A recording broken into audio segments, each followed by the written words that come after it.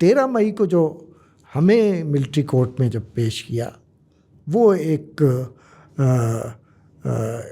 नुक्ता है जिसके ऊपर हमने उस पूरे प्रोसेस को, जो है ना, जो मिलिट्री कोर्ट का प्रोसेस था, उसको चैलेंज किया। अच्छा। जब हम गए अदालत में तो एक मेजर साहब जो है वो बैठे हुए थे जज की कुर्सी पर। जज की कुर्सी पे, मिलिट्री कोर्ट था, जज की कुर्सी पे बैठे हुए थे। हम मुस्कुराते हुए, हंसते हुए जाके खड़े हो गए उसके साथ। वो एकदम खड़ा हुआ और एक हवलदार आया, उसने कुरान आगे किया और उसने कहा कि मैं इंसाफ करूँगा, जो कुछ भी करूँगा सच करूँगा, ये और वो। जज ने हल्फ उठाया। जज वो मेजर साहब हल्फ उठा रहे।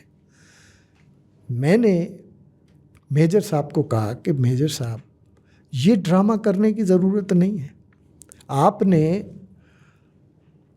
हमें सज़ा देनी है, हमें मालूम है, क्योंकि इससे पहले आप हमारे तमाम साथियों को सज़ा दे चुके हैं, आपने सज़ा देनी है, तो ये ड्रामा करने की क्या ज़रूरत है।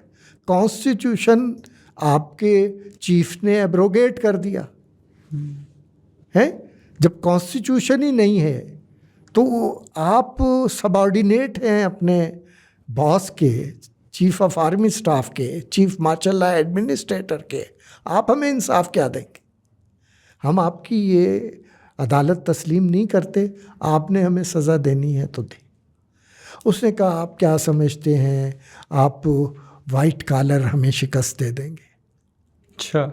हमने कहा, शिकस्त और फतह की बात नहीं है, बात यह है कि आपने अभी 7 साल पहले मुल्क दो लख्त हुआ, हमने तारीख़ से सबक नहीं सीखा, हम फिर आ गए हैं, कॉन्स्टिट्यूशन एब्रोगेट करके फिर हमने जमहूरियत का को डिरेल कर दिया है।